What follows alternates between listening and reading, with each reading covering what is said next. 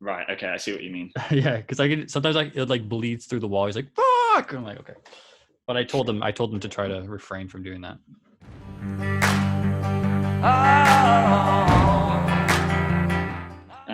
So I'm Wesley Attew. I'm a folk singer-songwriter, originally from the UK, but now I'm based in Vancouver, Canada. All right. Well, thanks for joining me today, Wesley. Very Yeah, no worries. excited to finally. We were talking about this before we started recording, but we are finally able to, somewhat properly meet Hmm. since you reached out. What was it, a couple months ago with one of your Yeah, singles, and it was. How did you discover Dusty Organic? Was it a friend of a friend or? yeah. I saw. I honestly can't even remember specifically who it was now. I just kind of started to see. It was when I was kind of getting everything together to release this year, and I found.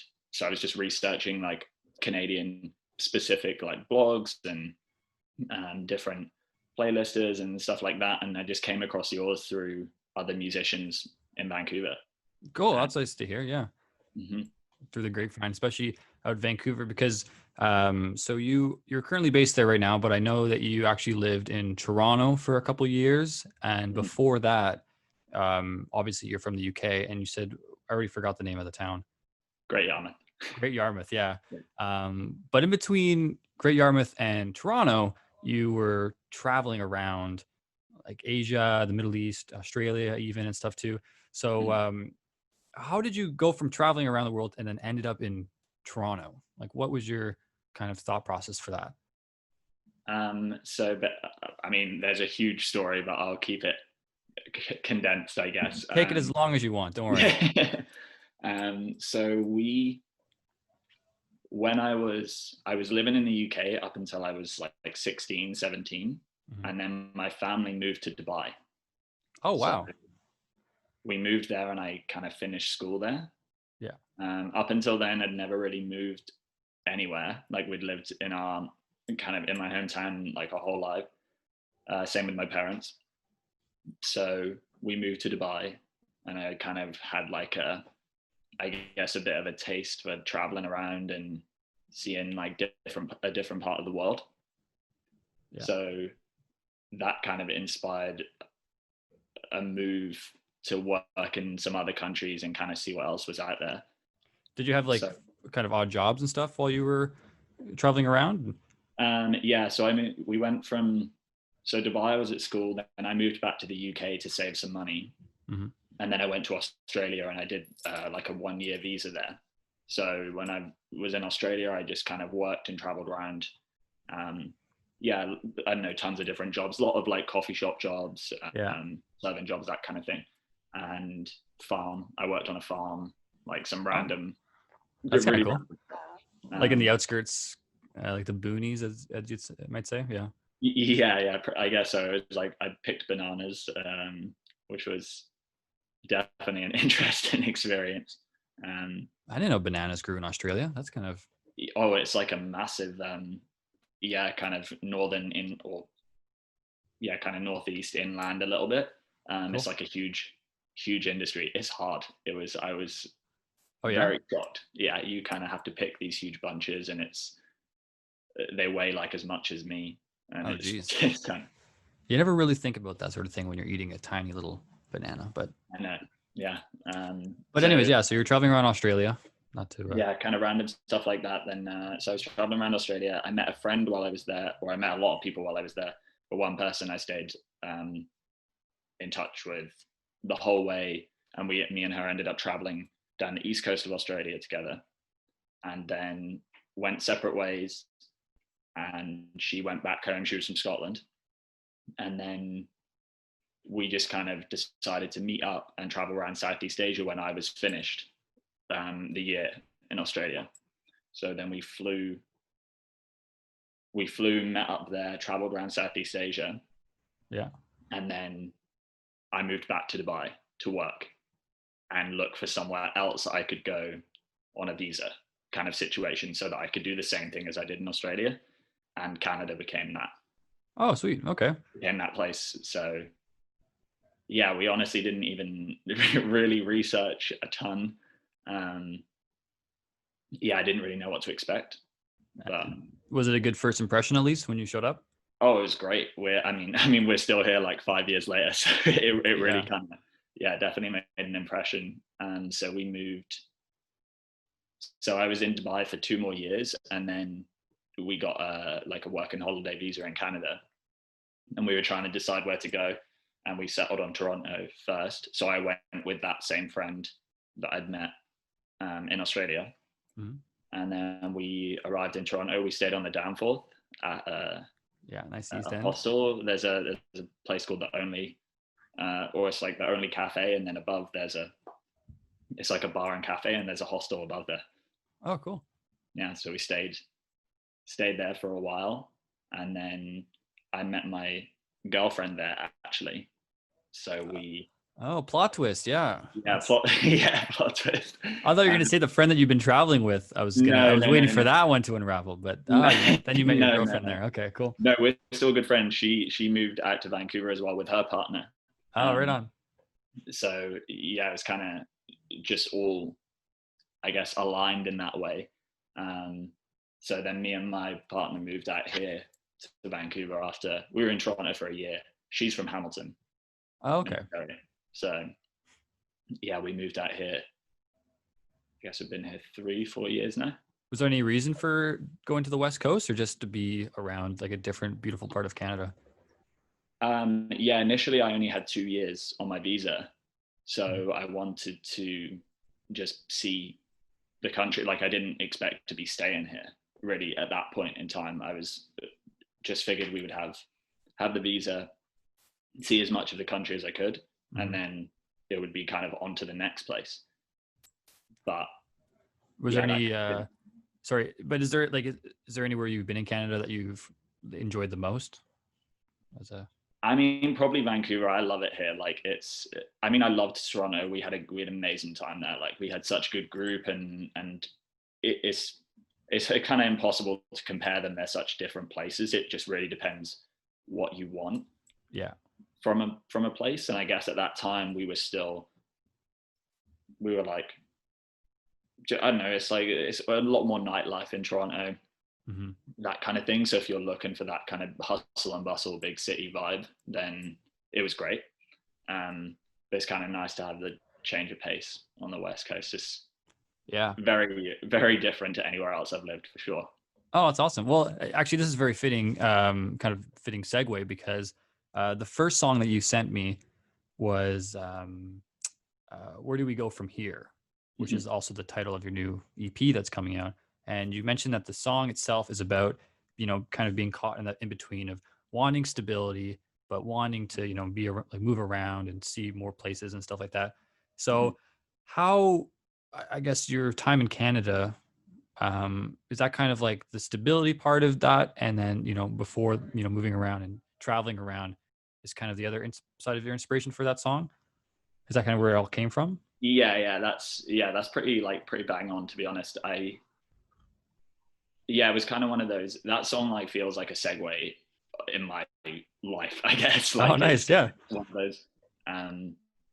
One of those things where I was playing music, and I started playing music quite late, to be honest. Oh yeah. When did you pick up the guitar? Not until I was in my 20s. So wow, that's awesome. We just kind of went hard at it when I was in that interim, when I was in Dubai for 2 years. My brother's also in a band, or he is now. At that time he wasn't. So me and him just kind of both learned and went pretty hard at it. At just kind of songwriting, and learned guitar, and kind of did as much as we could as quickly as we could. So yeah, up until kind of when we moved to Vancouver, I was just kind of, I'm still learning so much now. It all still feels quite new. So yeah, that song was kind of the first, I don't know, it felt like a transition period where I was making a kind of a different style, kind of started to understand a bit more what I wanted to make in music and stuff. And yeah, also kind of just lyrically, I guess, and story wise, it kind of lined up with everything that I'd kind of experienced, I guess. In regards to it's that feeling of like missing traveling and missing that constant movement, but also being kind of nice to have the stability after so many years of doing that. Yeah, especially it must be very prominent now too with COVID, where you really don't have that option to go travel around freely and explore new Mm-hmm, places. So you're kind of almost forced into that stability side of things, mm-hmm. which can be, can be nice on certain days, and then other days I'm sure you're just like egging to Yeah, go on tour or, just maybe yeah, go back home or something like that too. I'm sure. yeah, for sure. It's definitely like there's flaws and against of like both things, and luckily we still got to travel quite a bit last year, before all this Yeah. kind of hit. So So do you have? I guess now that's like a segue. In your life, you said, do you have kind of do you have a plan kind of where you're heading, like a direction that you're trying to head into now with your music and career and stuff? yeah, I guess. I mean, yeah, roughly. I guess because I got laid off this year, I was like, okay, I'll just dedicate. I've never had that real opportunity to dedicate like a ton of time to, like, I was working a 40-hour a week job. Wow, yeah. So you can kind of only put so much towards music. So that EP was finished last year. I just didn't have time to put it out until now if I really wanted to do it properly, like market it properly. I don't know, learn how to do everything. And I didn't really want to like pay a ton of people to do it. I wanted to know how to do it before Yeah. I paid a ton of people to do it for me, kind of thing, I Yeah, it's guess. very smart. Like teach a man to fish, give a man a Yeah. fish sort of thing, right? And it's also hard because how do you have the conversation with people when Mhm. you don't know kind of what there is out there, and how to, I don't know, what you're up against, I guess. So this year's been a lot of that. I kind of just, when I got laid off, I was like, okay, this either goes like one or two ways. I either just crack on and do this and learn everything I possibly can, or I don't. So that's kind of, I went for the latter and just kind of learned everything. That's great. And that's like I think that's like the spirit of a real musician, is just seeing such terrible situations and then finding the cracks through the weeds to actually learn and prosper and grow. And we were talking about Mm-hmm. this before too, but you also just received a very nice development grant from Factor, which was a Mm-hmm. pleasant surprise, which I'm sure is going to Yeah. help you, push your music out there even further. Well Oh deserved yeah. so. So It was, yeah, honestly, like a massive, I guess, kind of surprise, and so grateful, like, to get that right in the middle of everything. Because I mean, I guess I'd kind of made all the recordings, I'd made the EP, and I was doing it all regardless. So it was kind of, which I think is what they like. Is kind of what they want to see. Like, they want to know that you're going to be doing this yeah, no matter what. Kind of. So the kind of funding, when that came through, I think it was kind of honestly like perfect time. It was like right in the middle of me first starting to release the singles from the EP, and I was like, wow, this is like a massive help, um, which was great. Um, so yeah, they've been that's a awesome. huge support, which is great. And I guess fair to talk about your EP in general too. So when is it? Do you have a date yet for it? For the release? No, Oh, not an exact date. It's going to be like the end of January. I okay, kind so of coming wanted to up just give soon. that break over Christmas, and Yeah, yeah. you're speaking not from experience, but from being involved in this scene and stuff. Like, there's really, I find it very strange when artists put out music very close to Christmas. Christmas Mhm. songs aside, but Yeah. promoting yourself those 2 weeks before Christmas is almost like Mhm. throwing it away, right? Because there's just so much going on. You can't really Yeah. properly focus, right? And Yeah. um, It so definitely that's gets good. kind of crazy around then. And I was like, even releasing this latest single, I was coming close to the wire, but I was like, oh, but it'd be nice if I can get the last single out and then have the kind of full project there in the new year. Yeah, and then actually that's a good segue again too. I love segues. But your new single Black Dawn, which we're going to be playing after this interview on the podcast, that is your newest song, but it's also, you said, one of your oldest songs that you've written, right? It was Yeah. from a couple years ago. Yeah, that song was from, like, I kind of wrote that when we lived in the hostel in Toronto. Okay. It was just kind of, yeah, I mean, I was still learning, really like learning guitar at that point. Like, kind of everything was pretty early days, but there was a lot going on. I mean, I guess there's always a lot going on in the world, but at that time it was like the US election Yeah. previous, and the vote for Brexit was happening in the UK. So it's just kind of all this weird tensions. So that song just kind of came out of that, and I honestly just put it on the back burner and kind of left it. Never, didn't really think I would ever do anything with that song until we moved here, and it kind of, I don't even know, I think we honestly played it for a friend once, and then he loved it, and I was like, oh, maybe I'll put this back in my set.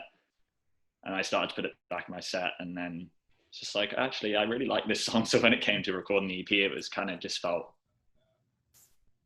right having it on there in Yeah. amongst, I guess, everything else that was, all those other songs were written since I've been in Vancouver.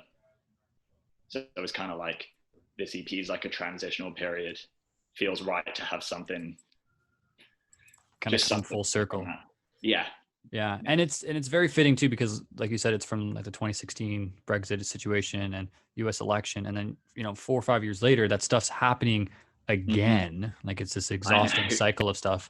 And which is another reason why I feel like it's a very fitting release onto the. Yeah. And it was, honestly, it was the weirdest thing, because I obviously didn't plan any of this. I had no idea, like, at the time, that it was going to be, this is where we were going to be. Yeah, you're the reason why Trump was elected. Yeah. But also could be the reason why he's gone.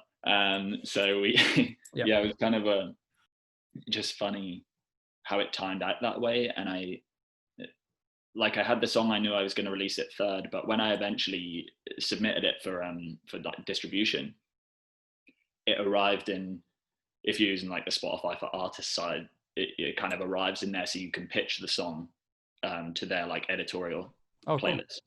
Cool. And it arrived in there on the day of this election, and I was no way. This is kind of weird. So it just, yeah, it was kind of one of those weird coincidences, I guess. Yeah, and I like the message too that you were, at least in the press release you mentioned, that it's kind of about being forced to vote for like the lesser of two evils. Mm-hmm. And it's crazy because, like, I guess it's every single time there's an election, be it American, Canadian, British, whatever it is, I feel like there's always a situation where it's like this almost perpetual state of always having to vote for the lesser of two evils sort of thing. It's like not to get too heavy into politics on this interview, but it's just very mind-boggling how it just always comes down to that message of like, okay, this is going to suck, but which option is going to suck less? Yeah. Like, I mean, obviously I'm not a politician, and this is like, I think I used to focus more in on those kind of protesty.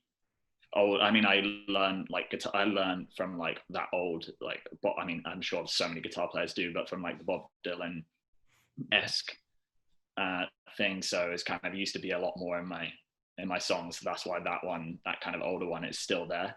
But yeah, I feel like that's so true. You're just kind of, we're just like in this perpetual state of being like, oh, okay, there's these two people to vote for. It's always seems to be between two, even though there's so many other candidates. Yeah. And it just kind of ends up in this situation where you're like, well, I don't really want to vote for either of them, but I really don't want this one, so we'll just have to choose this one. Yeah. It's just, yeah, I don't know. I always find it very similar to like a food analogy where like you have to pick something, but yeah, okay, fine, I'll have a pizza. All my friends are getting pepperoni, like fine, I'll go with the pepperoni pizza instead of the anchovies one or something. Yeah. And I guess I wanted to ask too, this isn't something I had prepared, but since you were living in Canada at the time that kind of Brexit blew up, what was that like for you? Was that kind of like I feel like people were peppering you. They must have been peppering you with questions and this kind of sort of stuff all the time during that. Like, oh, you're British, like share your opinion on Brexit from Canada, Yeah, I guess it was, and it was, I mean, we lived at that point, we lived in a house with kind of British, Canadian, Irish So I remember us all, like, we all sat around and watched that vote. It kind of happened. So I guess we were around,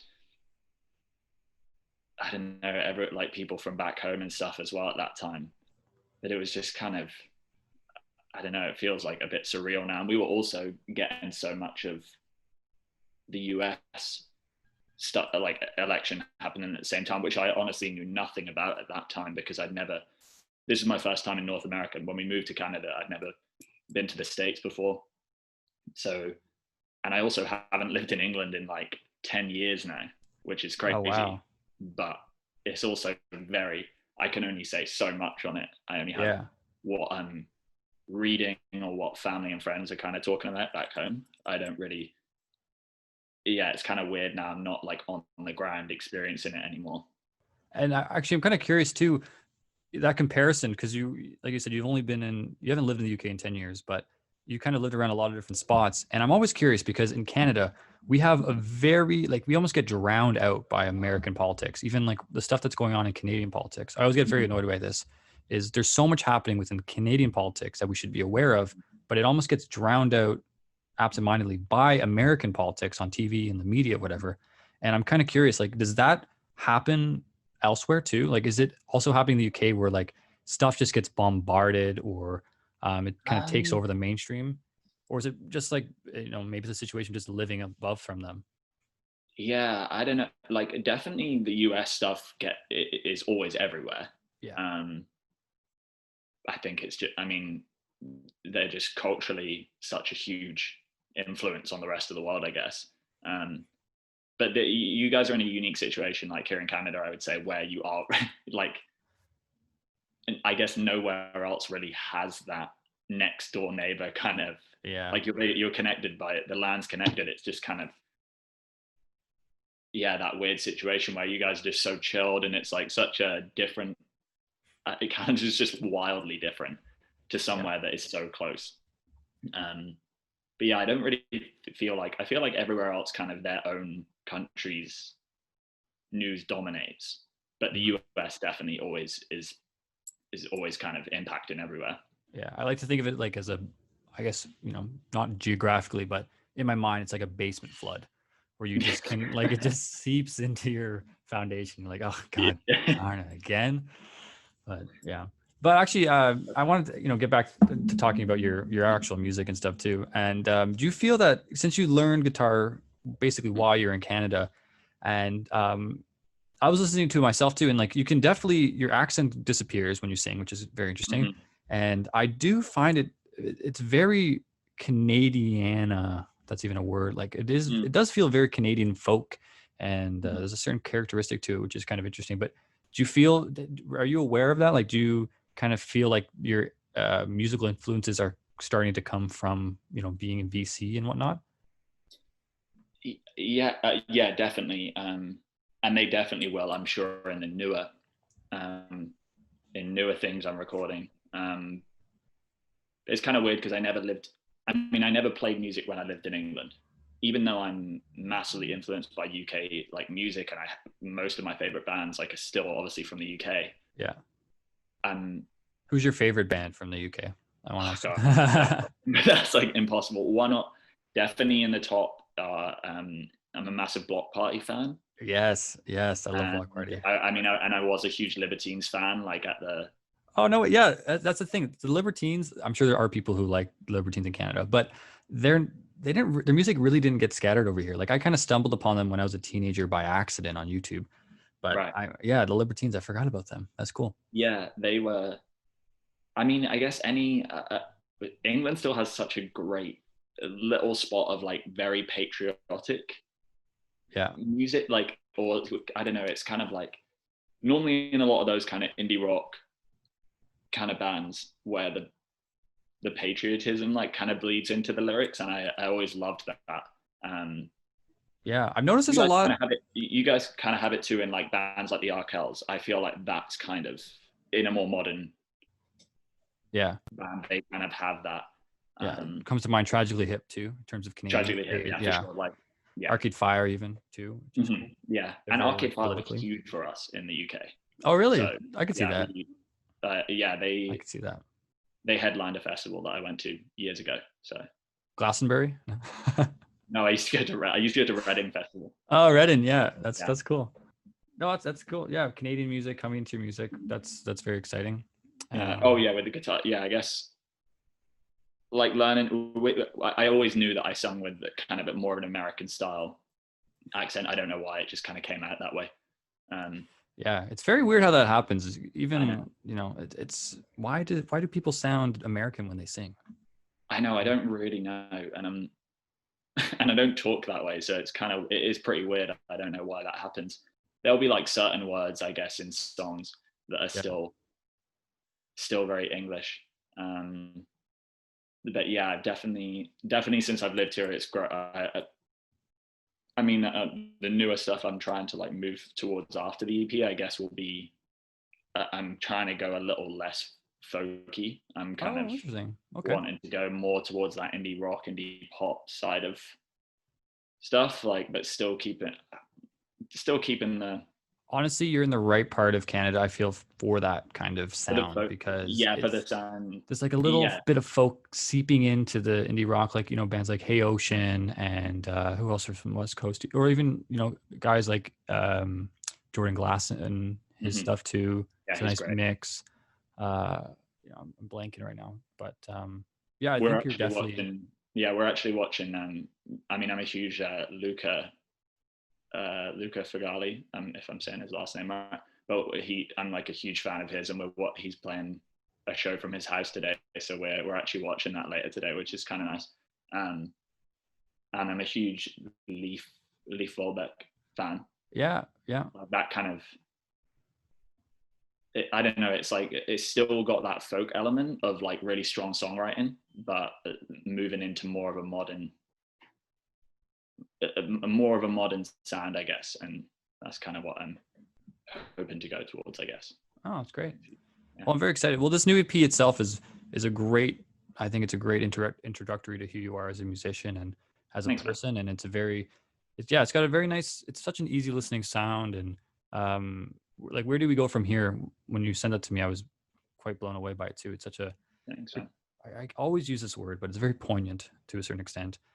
And Black Dawn too is a nice. I was pleased to hear from you again. So. Yeah, no, I was. Yeah, you were amazing the first time. I didn't expect you to reply. Like, honestly, like, you never know. You kind of throw it all out into the ether. Yeah. Actually, that's a great topic, because I want to ask you, because, being on the side of as like the blogger and quote unquote journalist, but like I honestly, not to brag, but I do honestly get upwards of like 100 emails a day, and half of it's from artists themselves, the other half's from PR companies and labels, and it is almost like an overwhelming amount to sit down and respond to everything, especially stuff that you don't connect with. Like, if I connect with something, guaranteed I'm going to email you back. And it's so hard to be like, how do I say no nicely? Because that takes time and effort to think of how to say no nicely, and then do that like 50, 60 times a day. It's like, okay. But on the other hand, as the artist, when you're throwing your music out to like, I don't know how many, like 100, 200 places, not hearing back from, like 90% of them, is that must be kind of frustrating? I think it is at first, until, I mean, what's kind of cool is I'm playlist curating too. So I started making my own playlists and taking on submissions too. So I have actually, what's that? Where can people find your stuff? Is it on Spotify and whatever? Yeah, it's on Spotify. If you go to my like artist profile, they're just at the bottom. Yeah, I just have a couple of playlists. Like, one's like focused around singer-songwriters, and the other one's more of like a cinematic pop rock kind of nice feel to it. But yeah, so it's kind of interesting because I do a little bit of that. So I mean, I'm not taking on anywhere near as many kind of submissions as you are, but I'm aware of how much work that is kind of coming through. So I don't know, when I'm sending stuff as an artist, I'm just aware that there's no possible way that everyone's going to respond. So, but you still have to try, because you never know. Yeah, I mean, in this situation, like, you responded, and now here we are, like having this conversation. Like you never know what could happen from something. Yeah. So everything's worth a shot, I would say. No, that's true. And also, like, the important thing too is, I can't really speak from experience because I don't have any music out there, but I do like to think about the idea where, if you're an artist, you make the music yourself, you birth it inside you, and then you put it out, and it's not yours anymore. Like, it's not, as soon as it's out there in the public, it's not your music, it's everyone else's music. Yeah. And having that disconnection from your art and your work, I think, is a very important thing for people who are starting out to sort of develop, and not take things personally, or because art is so subjective. Like, it's just so hard to quantify anything like that. So even if I don't like something, there's plenty of people that will. Or that's another important thing for artists to remember too, is like, I'm not even a big channel at all. Like, it's a very small thing, and I still feel like if I say no to somebody, that I'm still kind of letting them down, like hurting their feelings. But I think I think you just, that's why I think it's important to do it to do some like degree of promotion and marketing on your own, because you kind of get, your skin becomes pretty thick pretty quickly, especially using stuff like Submit Hub and those kind of platforms that's what I'm on. I just joined Submit Hub recently, and like, I hate having to give feedback to everybody. I'm like, I don't like, how do I say this sucks politely? It's like but it's a great platform. Like, I love a lot of people, I don't know, there's like a very like 50-50 opinion on that on Submit Hub, but I honestly think it's great to have it organized in one place, not having to struggle for this episode brought to you by Submit Hub. No, I just watched like an interview with the owner. Oh, cool. Recently, and it was kind of great. So I'm kind of all for things anything that makes it a little easier to track down. And just the idea of making your skin thicker too is performing, I'm sure, is like, I mentioned before, like, I used to do stand-up comedy for a bit, and that is just to be on stage with a microphone in your hand talking to everybody by yourself is you get confident very quickly, or else you're getting off the stage very quickly. And I feel like there's a lot of similarities to being a solo musician, where if you're playing to a room of like 5 people, you can't let that get to you, right? You got to just walk it off, finish your set, do well, walk it off, move on to the next one. And I noticed too, I was going through your Instagram and stuff, like, did you used to busk and stuff on the streets as well? A few times? Or I tried busking a little bit when I was in Toronto, but I've done a lot of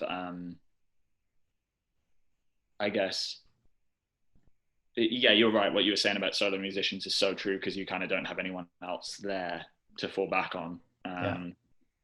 But honestly, I didn't get in like to this as a performer. Like, I'm more of a songwriter, and then it's just like, well, I'm performing now.